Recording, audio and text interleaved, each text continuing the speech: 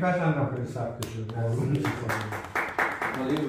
ذوالفقار یک استحکام و محکمی داره در نوازندگیش که من جذبش میشم. یعنی در واقع ذوالفقار اینطوری که هر کسی سمتش نمیره.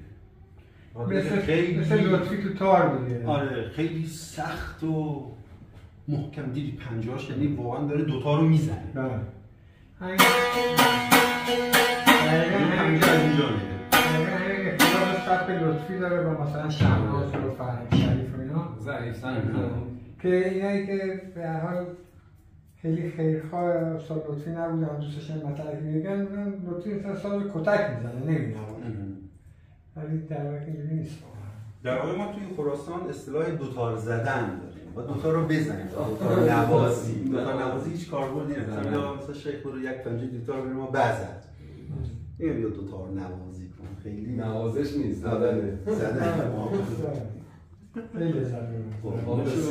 بسیار بسیار لذت خلوت شده انشالله.